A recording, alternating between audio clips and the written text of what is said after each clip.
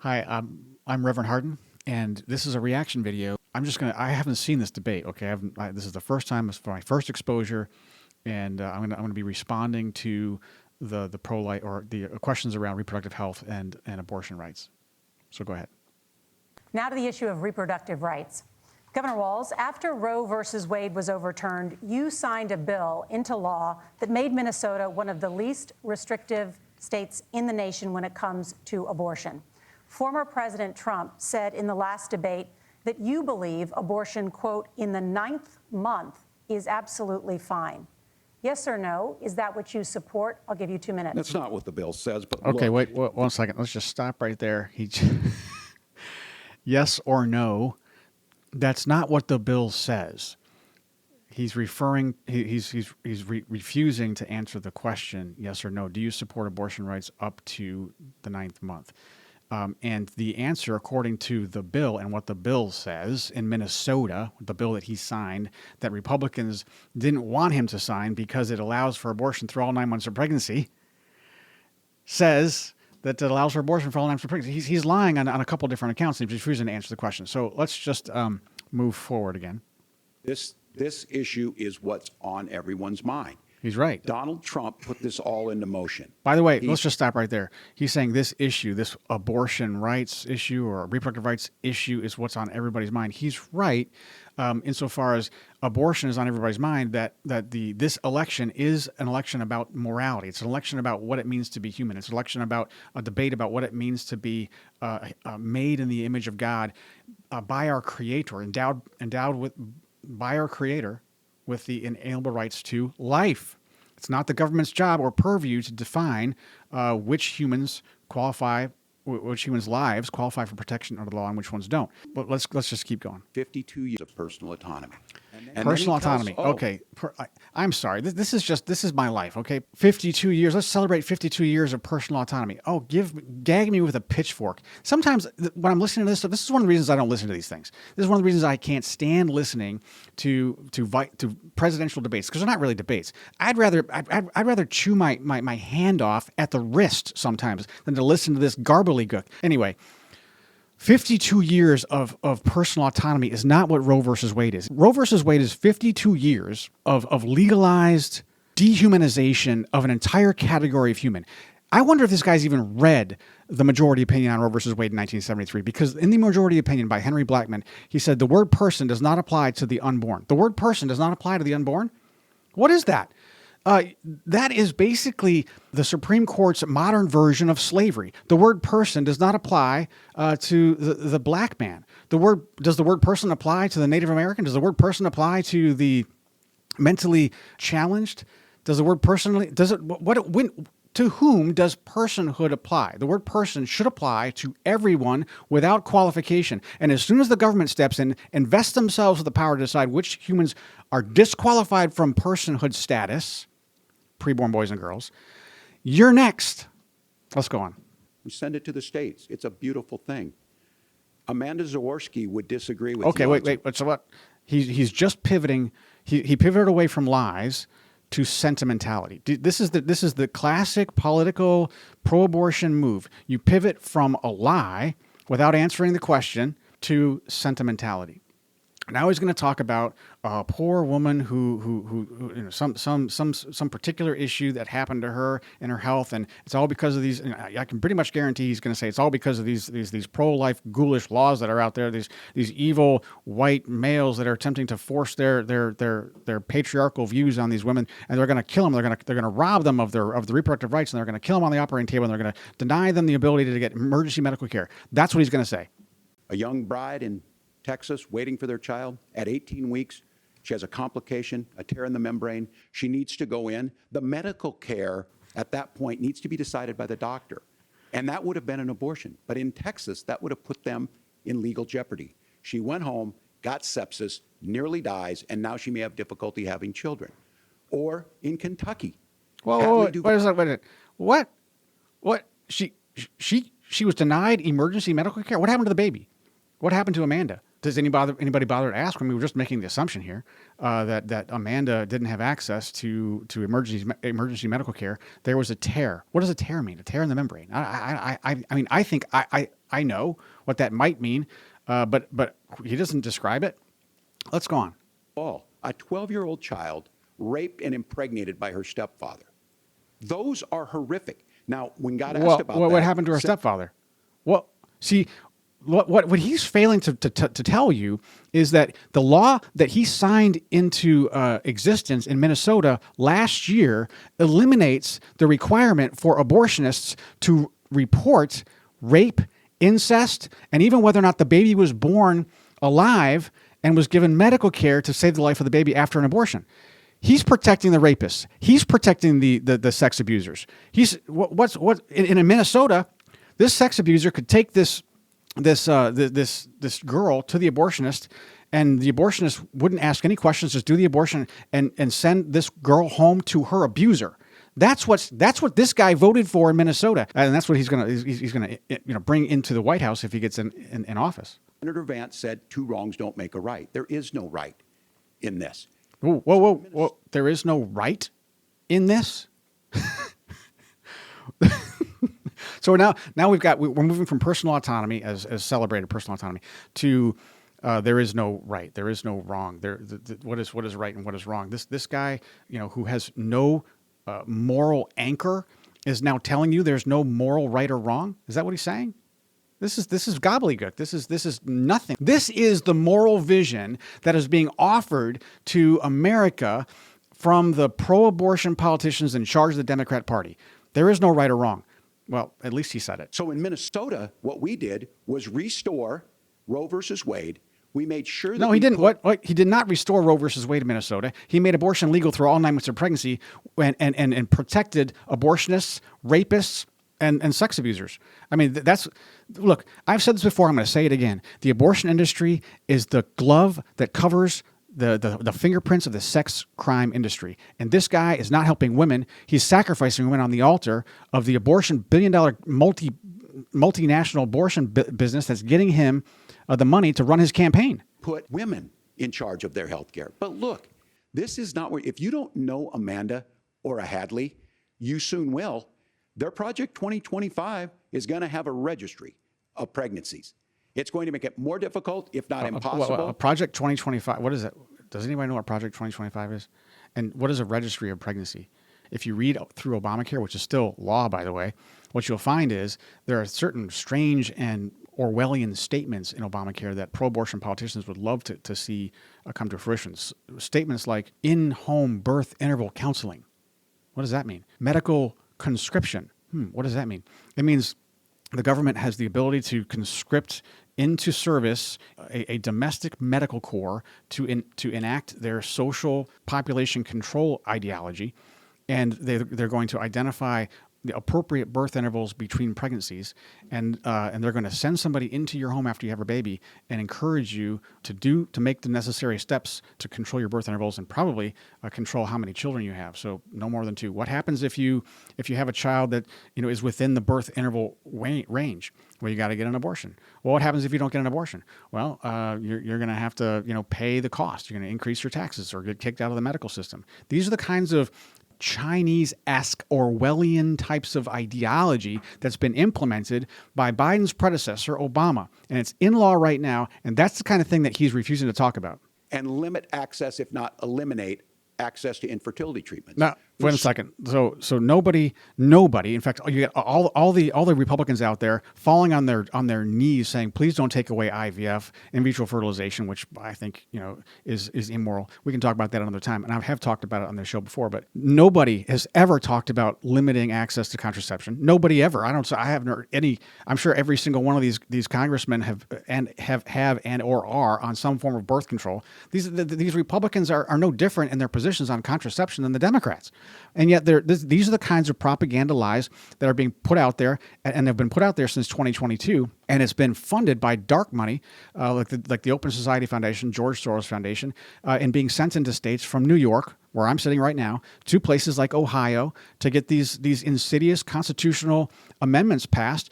And it's all designed to pull the wool over the eyes of the voter base. So many of you out there listening, me included, infertility treatments are why I have a child. That's nobody else's business. But those Well, things then why are you being talking about it? proposed. If it's nobody else's business, why are you talking about it? The reality is, it takes many embryos to be killed in order to get to one embryo that lives. Okay, the IVF industry is the wild, wild west of medical, bioethical standards. There is no regulation. It's ripe for regulation, but they're creating embryos, they're creating human lives, unique human lives, and destroying them at least 4 different points in the IVF process. I'm glad that people are willing to have babies, but now they've got hundreds of thousands of frozen embryos out there in stasis. And what are you going to do with them? You need to place these children for adoption and put a moratorium on all IVF until we can come to a place where we're not just creating human life like some factory object that can be thrown away, disposed of based on arbitrary qualifications for genetics. The catch-all on this is well, the states will decide what's right for Texas might not be right for Washington. That's not how this works. This is basic human right. We have seen. Oh, wait a second.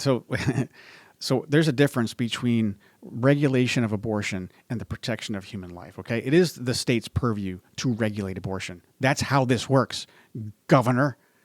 You should know that. It's the state's purview. That's why he put these pro-abortion laws into place that were not enshrining abortion or whatever. They're deregulating abortion and protecting rapists, abusers, and murderous abortionists. That's what he's doing. And so it's the purview of the federal government to protect all lives equally, according to the 14th Amendment. Maternal mortality skyrocket in Texas, outpacing many other countries. Oh, one second. Maternal mortality did not skyrocket. Skyrocketing has a connotation as if it's going through the roof.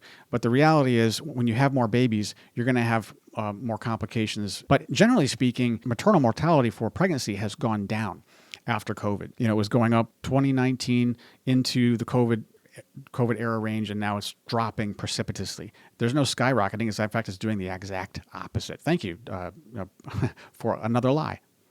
This is about health care. In Minnesota, we are ranked first in health care. Health care for who? Health care for who? It's not for the woman, because abortion increases a woman's risk of breast cancer by 42%, and increases a woman's risk of future preterm deliveries, morbidity and mortality for the child, by 55%. And there's a dose effect. Is he telling you this? There's a dose effect. For every abortion you have, it increases your relative risk of breast cancer and future morbidity and mortality of a preterm delivery. I mean, they're not telling women this. They're telling women the opposite. This guy is pulling the wool over the eyes of the voter base right now. We trust women. We trust doctors. Senator, but we don't trust you. We don't trust you because everything that he just said, everything that this Governor Walz just said was a lie, a fabrication, or some sentimental trick. If people actually believe this guy, look, this is my life, okay? I've done this for 35 years. I've been in the process of building pregnancy centers that serve women through medical care, ethical medical care, working with doctors and nurses and pregnancy centers across the country for years, okay? We've been responsible for serving thousands of women a year in New York State alone, which is the abortion headquarters, by the way. Planned Parenthood provides 40% of all abortions, headquartered in Manhattan. Danco Laboratories provides the chemical abortion, which is they're headquartered in Manhattan. This is a tragedy of gargantuan proportions, and abortion represents the opposite of ethical medical care. There's a reason why the Hippocratic Oath, the original Hippocratic Oath that doctors would take before they started practicing medicine, it stated this: I will not give a woman an abortive remedy. I will not give why would it say that in the Hippocratic Oath? Why would doctors be required to take that oath and make that statement about abortion when they could have made a statement about any other type of medical procedure? Because abortion is not medicine. What is medicine? Medicine is designed to protect the health of the individual patient, and it doesn't do that. Obviously, it does the opposite for both the mother and the baby. We're talking about when a doctor is serving a pregnant woman, he's serving 2 patients. And it has nothing to do with whether or not the woman values the child or whether the society protects the child. That doctor has a duty to care for both patients and has to take both into consideration. That is what an ethical physician does. That's what honorable physicians do. No self-respecting doctor will become an abortionist. The most sued type of doctor in America. Just look it up. Do your math. I mean, do the research. These people are sued for medical malpractice all the time. To the governor's claim, will you create a federal pregnancy monitoring agency? No, Federal certainly Pregnancy Monitoring Agency. What? You mean the CDC? Go ahead. No, Nora, certainly we won't. And I want to talk about this issue because I know a lot of Americans care about it, and I know a lot of Americans don't agree with everything that I've ever said on this topic. And, you know, I grew up in a working class family in a neighborhood where I knew a lot of young women who had unplanned pregnancies. Okay. Apparently, the working class families experience pregnancy at a higher rate than the rich or the poor. I'm sorry. I just had to say that. Sometimes it's funny. A little comic relief. Thank you. To terminate those pregnancies because they feel like they didn't have any other options.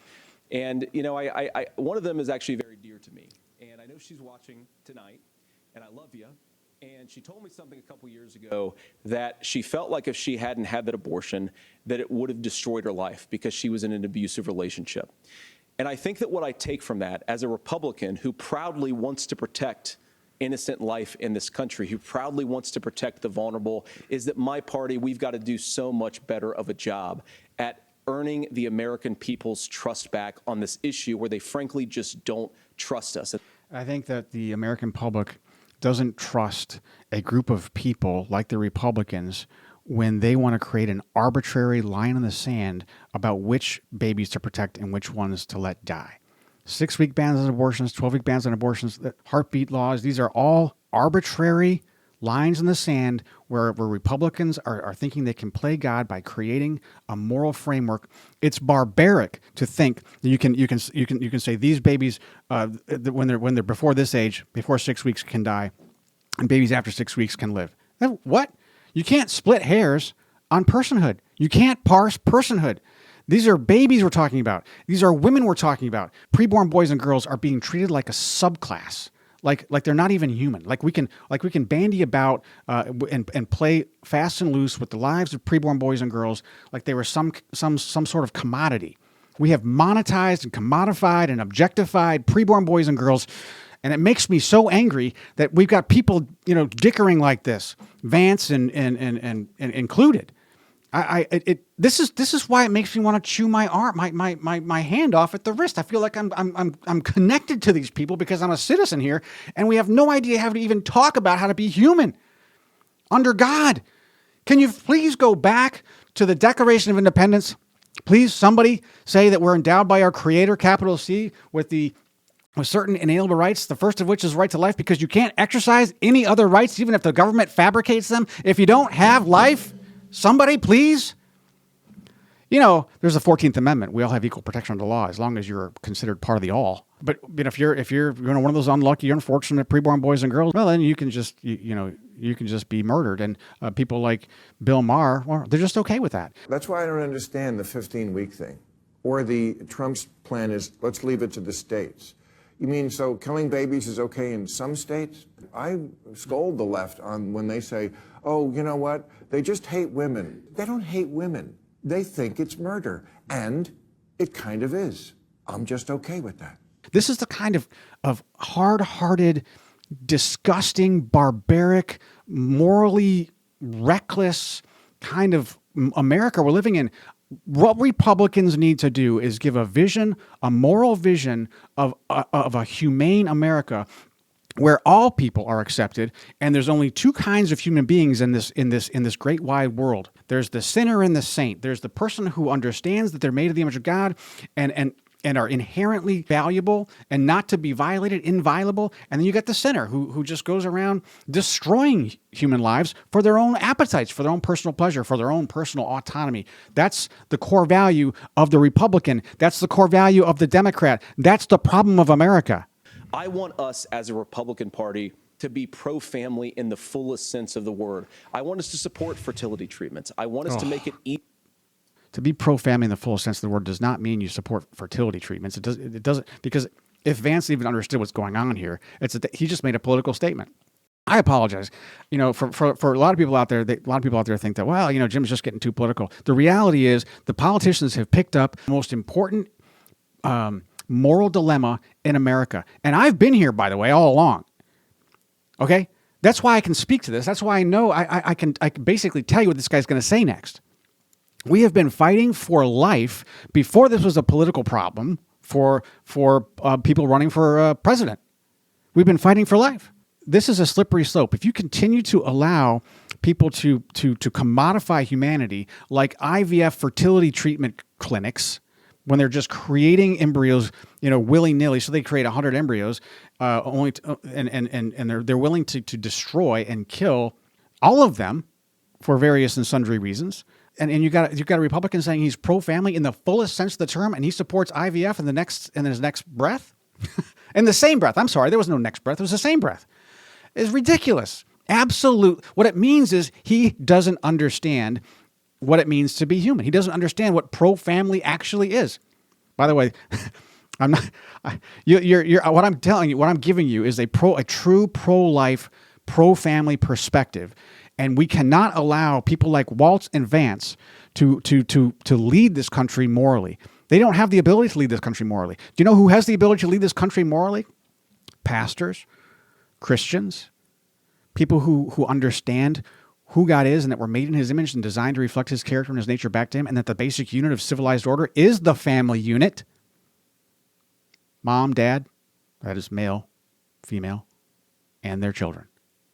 And that mom and dad train those children, those boys and girls, into understanding what it means to be a man, what it means to be a woman, and what it means to be a responsible, dignified, respectful citizen of a country that was developed by the people and for the people.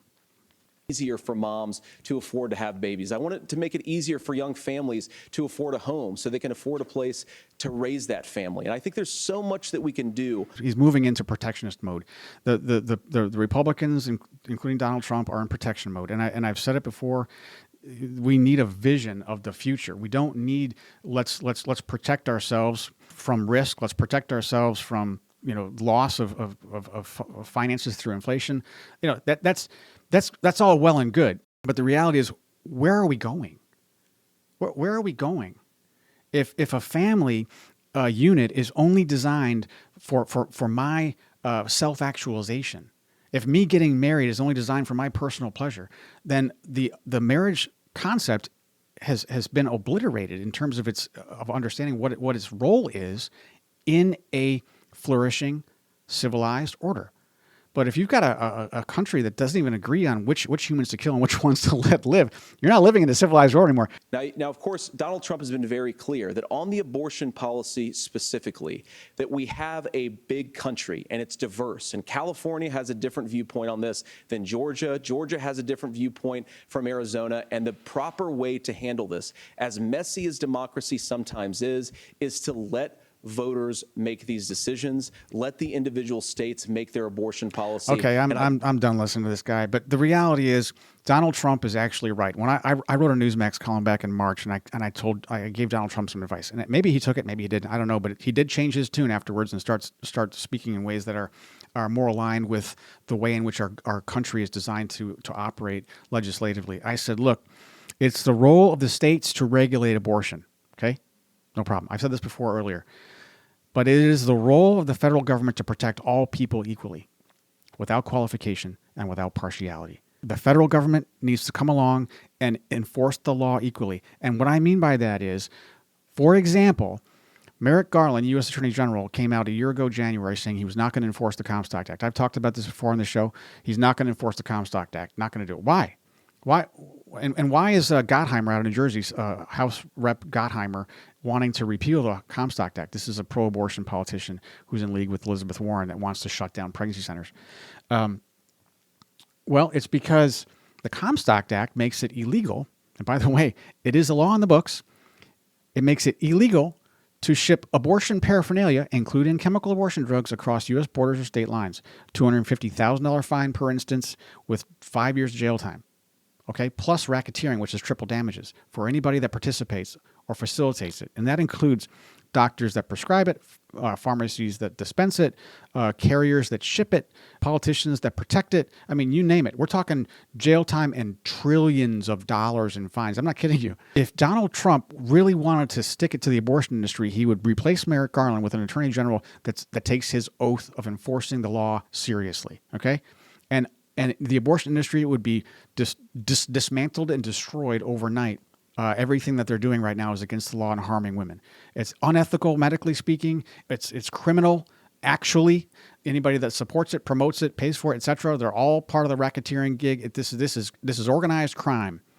So some of the times I'm a little less emphatic, a little less energetic around these issues, and I just like to talk them through. But when I see this gobbledygook, it just makes me frustrated.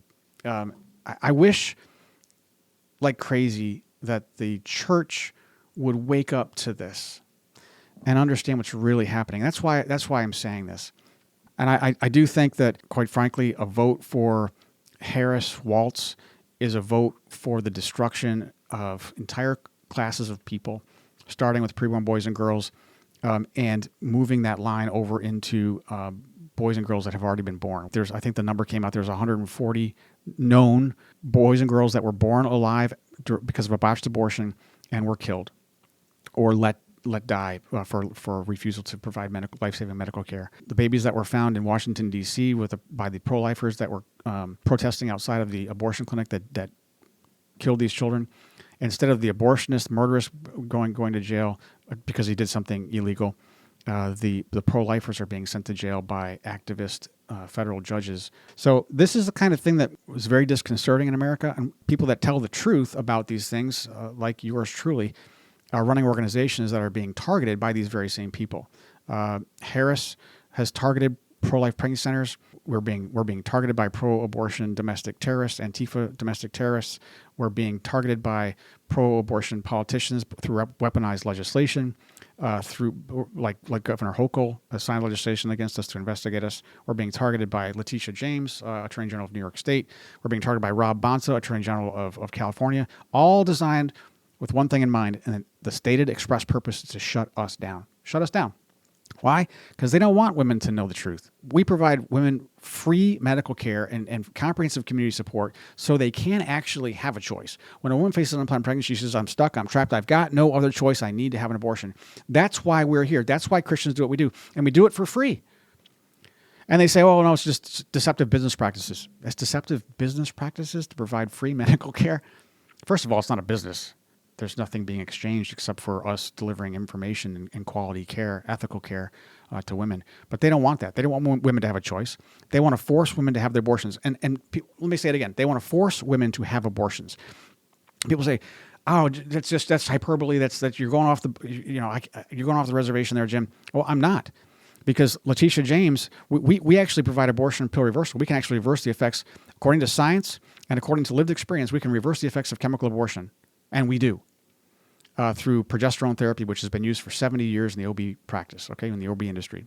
And she says, oh, no, that's wrong. It's bad. It harms women. It goes against the science. Well, she's wrong. And she's doing this, interestingly enough, during an election year. And so she's using the resources of the taxpayers through this massive attorney general's office and all their lawyers and all their billions and millions of dollars to drum up the vote and to villainize and demonize and marginalize people like us who believe that all people need to be protected, including preborn boys and girls and their mothers. All people. No, they don't want all people protected. They're not interested in protecting all people. They're interested in buying themselves more power, and they do that by pulling the wool over the eyes of half the electorate. So this is what's at stake. I believe this election is probably the most important election in terms of the future of this country, as the election of the first election with George Washington. Honestly, I think we've got a lot of problems that we have to deal with, but these are when we underestimate the moral decay in our society by categorizing abortion as just another social issue, we're lost. We've lost our soul. We have no idea what it means to be human anymore. Abortion is not just another social issue. It represents a fundamental misunderstanding about what it means to be human under God. So if you're nervous that I'm talking about the fact that politicians are talking about what it means to be human, someone needs to speak the truth to a morally flawed political elite and point them in the right direction. And if the church isn't willing to do it, no one will. No one. This is Reverend Jim Harden. Follow me on all your favorite podcast platforms. And if you have any comments, feel free to leave them. Any complaints, feel free to send them in crayon on paper to 1600 Pennsylvania Avenue. God bless.